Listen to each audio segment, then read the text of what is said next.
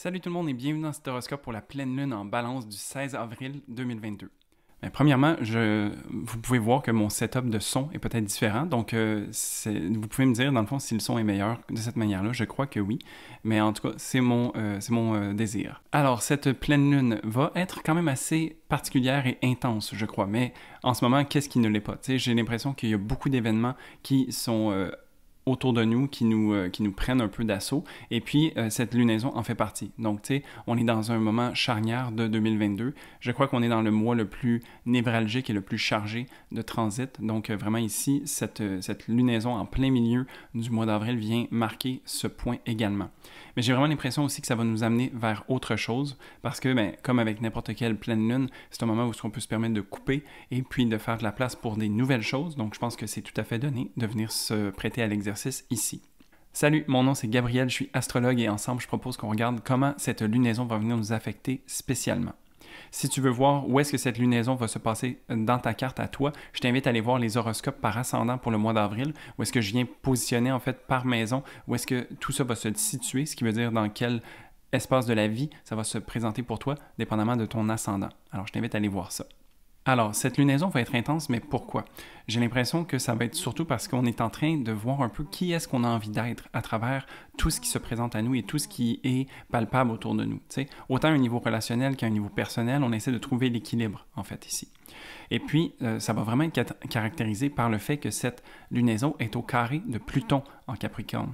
Donc ici, Pluton qui vient nous aider à exacerber et à venir plonger en profondeur dans nos peurs, nos traumas et nos blessures pour sortir un peu tout ça, les mettre au grand jour, se permettre de les accueillir et pouvoir se transformer par la suite. Donc c'est vraiment un petit peu cette thématique qui vient être un peu véhiculée par plusieurs placements dans cette lunaison-là. C'est sûr qu'il y a une certaine part d'intensité, donc quand Pluton est impliqué, mais il y a également une part de régénérescence qu'on peut s'imaginer. Alors ici, c'est de voir en fait que de se permettre cet exercice-là va nous permettre de nous alléger et nous permettre de venir faire les transmutations nécessaires pour se débarrasser des énergies qui ne sont plus nécessaires et puis se permettre de faire de la place à quelque chose de nouveau. Alors, cette lunaison se passe à 14h55 heure de Montréal à 26 degrés de la Balance. C'est une lunaison qui est maîtrisée donc par Vénus qui vient de faire son entrée dans le signe des Poissons il y a quelques jours. Donc ici, malgré qu'il y a une certaine intensité, il y a une certaine douceur également et il y a peut-être aussi un réconfort qui peut se faire ressentir à travers tout ce travail qui nous est proposé. Alors, je dis ça parce que Vénus en Poisson, elle se voit être en exaltation. Donc, c'est une place qui est très confortable pour Vénus. Vénus, c'est une planète qui nous parle de relations, de plaisir, de valeur, de comment est-ce qu'on est créatif, de comment est-ce qu'on s'entoure de belles choses et tout ça. Donc, Vénus est vraiment une planète qui nous fait du bien, qui nous veut du bien. C'est une planète aussi qui nous aide à unifier et à venir profiter des bonnes choses. En Poisson, elle se voit exaltée parce que c'est comme si elle transcendait un petit peu le matériel. Vénus se voit être en domicile dans le Taureau et dans la Balance. Donc ici, on voit que les plaisirs sont d'ordre matériel et mental. Mais dans le signe du Poisson, c'est comme si on se permettait de transcender ces choses-là et de se permettre de voir en fait ce qu'il y a en dessous, ce qu'il y a de plus en fait avec tout ça.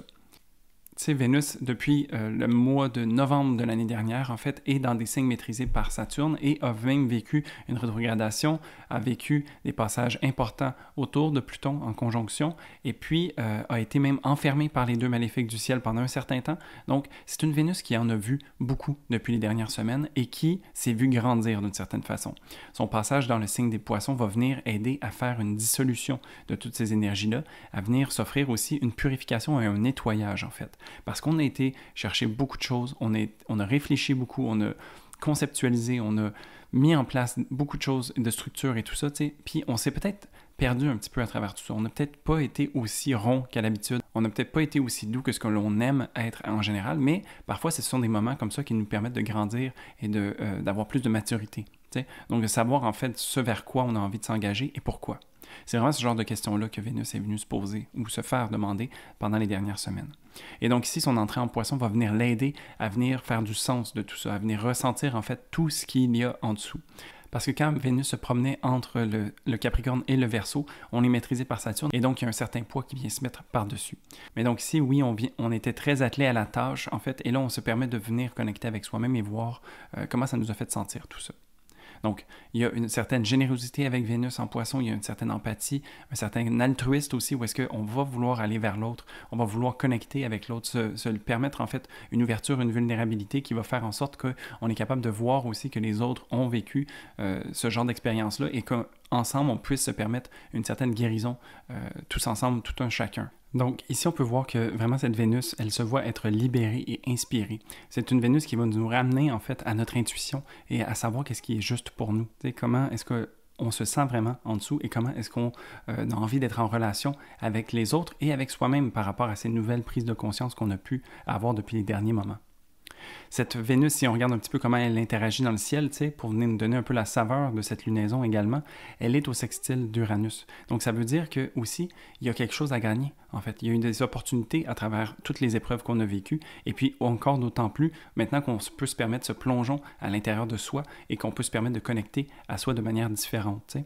Uranus est dans le signe maîtrisé par Vénus également, donc il y a une certaine douceur malgré tout. Les opportunités vont faire du bien, et c'est surtout, je crois, depuis cette libération qui se fait ressentir depuis le début avril qu'on est capable de voir en fait la lumière au bout du tunnel, ou qu'on est capable au moins de voir qu'il y a un poids qui semble avoir été levé. Alors voici pour Vénus qui maîtrise cette lunaison, mais si on va voir spécialement cette lunaison en tant que telle, parce que comme j'ai dit, il y a une certaine intensité quand même. Alors Vénus vient adoucir tout ça, mais l'intensité est quand même présente. Donc on a une lune en balance. La lune, ça parle de notre monde intérieur, de comment est-ce qu'on prend soin de soi et des autres. C'est notre imaginaire, c'est notre ouverture d'esprit, mais c'est aussi nos peurs et nos besoins. Donc il y a vraiment tout ça qui est compris dans les symboliques de la lune. Ici, on voit que la lune en balance, elle cherche à aller vers l'autre. Elle cherche à être dans la communication, dans le rapport à l'autre, dans la relation. On a envie d'être entouré de beau, on a envie de justice, de justesse, on a envie que tout ait une place et que, en fait, on est beaucoup tourné vers l'autre avec une lunaison comme ça, où est-ce qu'on cherche à plaire à l'autre, on cherche à lui rendre service, on cherche à être bien perçu, on cherche à garder en fait une certaine maîtrise de soi qui peut aussi, en lien avec les émotions, faire en sorte qu'on se coupe potentiellement de certaines de nos émotions pour ne pas déranger, par exemple. Donc ici, c'est vraiment de reconnaître ces choses-là à l'intérieur de soi et de se permettre d'assumer en fait où est-ce qu'on est et qu'est-ce que l'on vit. Il faut que je rappelle que tout ce qui se passe dans le ciel, tout le monde le vit en même temps. Donc, c'est la perception que nous, on a de ne pas vouloir déranger, mais tout le monde est un petit peu dans cette vibe-là, si je peux dire. Et donc, je crois que de se permettre, en fait, d'exprimer ses émotions pourrait vraiment être bénéfique pour soi et pour les autres. C'est une pleine lune, donc forcément, la lune est opposée au soleil, ce qui fait en sorte que le soleil vient illuminer toute cette part de la balance chez soi. Et puis le soleil opposé à cette lune se voit être en bélier. Donc c'est un soleil qui est exalté, qui est très fougueux, qui a beaucoup d'énergie, qui a envie de suivre son cœur, qui a envie de prendre sa place justement. Puis lui n'a pas nécessairement peur de venir tasser un peu, de faire des vagues, tu sais. Donc ici, on voit l'opposition entre la balance et le bélier, où est-ce que le bélier a envie d'émerger et puis de prendre sa place, alors que la lune en balance a envie de se tempérer et de prendre un peu le pas de recul pour s'assurer que les autres puissent avoir leur place. Donc, c'est vraiment ici cette question qui est posée. On peut ramener ça à l'ego, tu sais, de savoir en fait où est-ce qu'on a envie de connecter avec soi-même et comment est-ce qu'on a envie de connecter soi-même avec les autres, tu sais. Donc, quand on a des oppositions, c'est souvent de voir comment est-ce qu'on peut raccorder les deux, ou comment est-ce qu'on peut se permettre de voir l'entièreté du spectre, tu sais, et puis, voyant ce spectre-là devant nous, choisir comment est-ce qu'on a envie d'être au moment T. Je crois que cette lunaison vient nous poser des questions, surtout, comme je disais, au niveau de l'ego, mais au niveau de savoir jusqu'à quelle portée est-ce qu'on a envie de s'exprimer, comment est-ce qu'on a envie de suivre son cœur sans nécessairement prendre toujours les autres pour compte, tu sais, de vraiment trouver comment être d'une part un peu égoïste pour nous servir, mais aussi servir à l'autre, tu sais. Donc, quand on est dans les oppositions, ça se peut qu'on rencontre des paradoxes, puis quand on a un paradoxe, bien, ça peut être un moment où est-ce que justement on peut se permettre une posture nouvelle, un changement, où est-ce qu'on peut se permettre une évolution et que ici, ça nous donne une clé d'une certaine façon pour savoir comment est-ce qu'on a envie d'œuvrer par la suite. C'est vraiment des questions aussi qui vont être présentes parce que, comme je disais, cette lunaison va être au carré de Pluton. Donc, ça vient rajouter son lot d'intensité, ça vient poser des questions justement un peu inconfortables. Et puis, ces trois planètes, donc le Soleil, la Lune et Pluton sont dans des signes cardinaux. Donc, d'une certaine façon, on a envie d'avancer, on a envie d'initier quelque chose de nouveau. Pluton, les questions, en fait, qui viennent nous poser concrètement, c'est quoi nos peurs qui nous empêchent, tu sais? Donc, ça fait raccord avec le travail de la Lune. Mais ça vient nous aider à déterrer, en fait, au niveau des fondements, au niveau de qui on est, de nos croyances, tu sais? Et puis se permettre de déterrer ça, puis de nous les mettre en pleine face pour être capable de pouvoir justement se permettre de les accueillir et de se permettre une transformation. C'est possible également qu'il y ait une certaine notion de pouvoir, de prendre pouvoir sur l'autre ou d'être soi-même sous le pouvoir de quelqu'un, tu sais. Donc, il y a un peu ce genre de questions-là qui peut se présenter à nous. Et puis, c'est de voir toujours, en fait, comment est-ce qu'on a envie de naviguer à travers ces questions-là, tu sais. La question de l'ego et de la place que l'on prend au sein de nos relations ou pour soi-même, en fait, vont vraiment être mis de l'avant ici. Et puis tout l'exercice, en fait, de regarder les lunaisons, de regarder un peu qu'est-ce qui se passe dans le ciel, nous amène à avoir des prises de conscience et de savoir, en fait, qu'on peut agir au lieu de réagir face aux situations qui nous ont présentées. Donc, sachant qu'il y a un peu ce déterrage, que ces questions de fond qui vont venir faire surface lors de cette pleine lune et qu'on est appelé déjà à venir couper avec certaines choses qui ne font plus, qui n'ont plus leur place, en fait, mais de se permettre ou de se préparer à ce genre de choses-là peut nous permettre d'être moins en réaction lorsque les choses vont venir.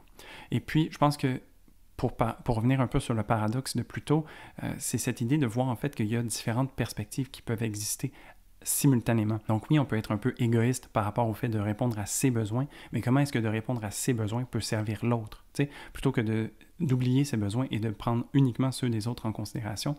Donc on peut voir qu'il y a peut-être potentiellement un équilibre plus intéressant dans une option plutôt que dans l'autre. Donc ici, on se pose quand même des bonnes questions de fond, des bonnes questions au niveau de l'ego, tu sais, comme de notre vitalité, de nos besoins, tout ça. On est en train de vraiment fouiller en profondeur, mais on va regarder un peu qu'est-ce qui se passe autour. J'ai l'impression que vraiment, tout ce qui se passe autour de cette lunaison-là vient poser, en fait, le cadre qui va venir nous aider à se poser ces questions-là de manière sécuritaire ou de manière où est-ce qu'on peut se permettre une évolution. Donc, on va venir regarder ça premièrement avec Mercure. Mercure qui est une planète de mental, de communication et d'échange, justement. Mercure, ici, se voit être en taureau, donc beaucoup plus tempéré, beaucoup plus doux, beaucoup plus lent également. T'sais? Donc, c'est un Mercure qui prend son temps pour réfléchir, pour digérer, pour voir comment les choses se manifestent devant lui et pour choisir qu'est-ce qu'il a envie de faire. T'sais? C'est Mercure, une planète qui nous parle de prise de conscience. Donc, potentiellement que ces choses qui viennent être mises en lumière grâce au Soleil, la Lune et Pluton vont venir être digérées d'une certaine manière au niveau mental par Mercure. Et puis donc, je dis que Mercure en taureau a besoin de suivre son rythme, d'être un peu plus lent et puis d'être plus posé, mais ça se peut que ça nous amène quelques surprises malgré tout, parce qu'on est en conjonction avec Uranus. Uranus est une planète qui vient déstabiliser, déranger, qui vient stimuler également. Donc, je crois que la leçon de ce Mercure et de Uranus, c'est vraiment de suivre son rythme, quel qu'il soit.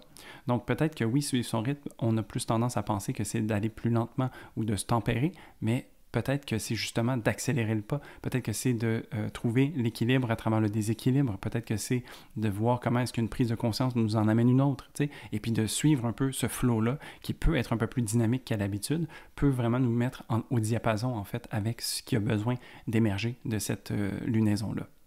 Ensuite, on a Mars qui est en Poisson, Mars qui va venir aussi avoir une saveur complètement différente, un peu comme Vénus, mais ici, Mars n'a pas de dignité particulière dans ce signe. Ici, Mars est vu avec une belle sensibilité, en fait, par rapport à ses actions, où est-ce qu'il va se permettre de connecter avec ses traits pour savoir qu'est-ce qui est juste pour lui et savoir comment est-ce qu'il a envie d'agir. C'est un Mars qui est beaucoup moins frontal, parce qu'il ressent, en fait, qu'est-ce que l'autre ressent. Donc, on a une certaine, pas retenue, mais une certaine compréhension, compassion, ou un sixième sens qui vient faire en sorte qu'on reconnaît ou on ressent l'impact que nos actions peuvent avoir chez les autres. Donc ici, on a une certaine prudence, peut-être qu'on pourrait dire, ou du moins un peu plus de lâcher prise.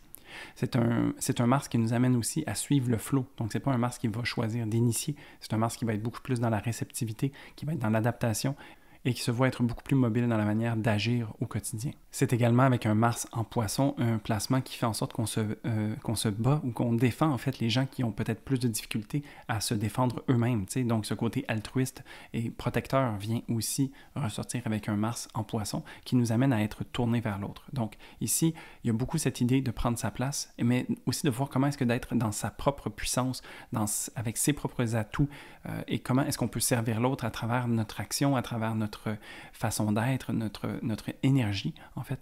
Comment est-ce qu'on peut voir que de connecter avec ça peut nous permettre de mieux connecter avec les autres et, en effet, miroir, que les autres, nous voyant agir dans notre plein potentiel, peuvent se permettre également. Donc, ça vient faire un peu cette espèce d'élévation globale qui peut être vraiment intéressante. Ensuite, si on continue dans l'ordre des planètes, ça nous amène jusqu'à Jupiter, qui est toujours en Poisson ici. Et Jupiter ici, qui est depuis une bonne dizaine de jours en conjonction avec Neptune. Donc, on vient vraiment ressentir en fait cette énergie-là et on vient voir comment ça vient se manifester chez soi. Donc, j'ai fait un podcast sur cette conjonction en particulier qui dure environ 2 heures. Donc, c'est une discussion vraiment en profondeur, mais qui nous amène à connecter avec cette énergie-là et voir un peu comment ça peut se répercuter dans nos vies. Jupiter, c'est une planète d'expansion. La conjonction avec Neptune nous amène à rêver plus grand et à se laisser inspirer. Donc vraiment, c'est un moment où est-ce qu'on peut se permettre une ouverture d'esprit, une ouverture sur un champ des possibles nouveau. T'sais. Et puis avec l'esprit de cette lunaison, donc en balance, comment est-ce qu'on peut se permettre de trouver une nouvelle manière d'être, comment est-ce qu'on peut revoir un peu les relations qu'on a avec les autres, revoir en fait la connexion qu'on peut avoir avec les autres, tu sais, et se permettre de toucher vraiment sa sensibilité au travers de tout ça. Je sais que la balance n'est pas nécessairement le signe qui va exprimer le plus ses émotions, parce qu'on a un certain désir de garder en fait une image un peu immaculée, tu sais, parfois, où on n'a pas envie de déranger, donc on aime mieux retenir parfois. Et puis donc ici, c'est un peu cet appel à venir ouvrir et voir en fait, tu sais, comme au lieu de penser que les choses vont être d'une certaine manière, comment est-ce qu'on peut se permettre de peut-être oser dire quelque chose de différent, tu sais, oser avec l'énergie du soleil en bélier par exemple, et voir en fait comment est-ce que ça vient se matérialiser, puis peut-être s'ajuster plutôt que de se retenir. Donc, ça pourrait être une option ici. Et puis, définitivement, Jupiter est une planète qui nous amène du bon, qui nous veut du bien, qui nous amène aussi des apprentissages sur soi. Donc, vraiment, cette idée de vouloir peut-être se lancer, d'essayer quelque chose de nouveau et puis voir, en fait, comment est-ce qu'on peut évoluer à travers tout ça. Ce serait vraiment une belle signification ici.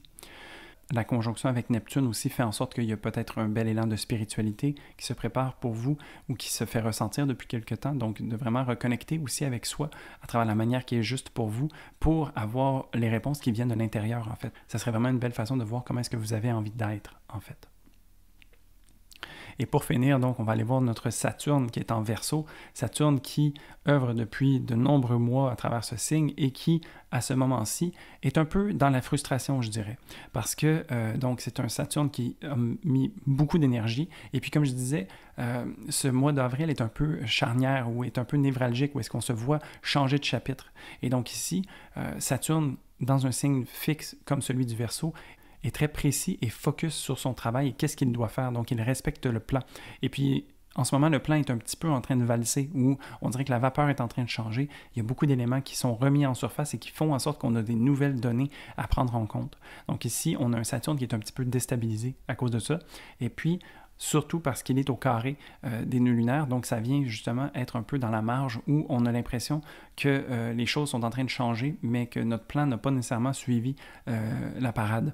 Donc on a besoin de se permettre un peu ce pas de recul ou cette nouvelle analyse en fait de ce qui se passe et de voir, vu qu'on est dans le signe du Verseau, comment est-ce que tout ça vient se matérialiser autour de nous et comment est-ce qu'on doit s'ajuster en fait à travers tout ça. Donc ici, on a beaucoup d'énergies qui sont cardinales, donc qui ont envie d'initier des choses à travers cette lunaison aussi. Et puis Saturne en Verseau a besoin de s'offrir le plus de flexibilité possible pour s'éviter des frustrations. Précédemment, Saturne a rencontré Mars aussi. Et puis, c'était déjà un peu à cette saveur de frustration, tu sais. Donc, d'avoir un peu un pied sur le frein et un pied sur l'accélérateur en même temps, tu sais, on a l'impression d'avancer nulle part. Donc, peut-être que justement, en ce moment, le nettoyage est à faire à un niveau personnel, à un niveau relationnel, où est-ce qu'on voit en fait comment est-ce que nous, on peut être en relation avec les autres. Et puis, qu'une fois que cette question-là sera répondue par cette lunaison-là, on va pouvoir se permettre un pivot qui va nous amener justement à continuer ce progrès, cette évolution à un niveau sociétal qu'on est en train de s'offrir grâce à Saturne. Et donc voilà, ça fait le tour de cette lunaison, une lunaison qui est quand même un peu particulière et intense, comme je disais, et qui se voit jouer sur plusieurs plans. Donc je crois qu'ici, c'est un appel à reconnecter avec soi, avec ses émotions, et à se permettre d'accueillir les choses qui se présentent à nous, pour se permettre une transformation et se sentir allégé. Donc vraiment ici, on a l'opportunité de reconnecter avec son cœur, de reconnecter avec ses émotions et de se purifier d'une certaine façon pour se permettre, si je peux dire, un nouveau départ. Tu sais, on n'est pas à une nouvelle lune, mais ici, on est en train de se délester de peau. Et vraiment, je crois que c'est un passage nécessaire pour entamer la suite de l'année qui s'en vient. Et donc voilà, si tu as aimé cette vidéo, n'hésite pas à y mettre un pouce, ça aide beaucoup l'algorithme et ça me fait plaisir, ça me fait comprendre que vous aimez bien ces vidéos-là. Et puis sinon, en commentaire, je serais vraiment curieux, comment est-ce que tu anticipes cette lunaison? Est-ce que tu as des plans en particulier? Est-ce que tu as envie de manifester quelque chose? Ou est-ce qu'il y a des choses peut-être qui vraiment ne font plus de sens pour toi et tu as besoin de t'en libérer? Donc je serais curieux de pouvoir échanger avec toi. Et puis sinon, je te souhaite une très belle lunaison et je te dis à la prochaine pour un prochain horoscope. Salut!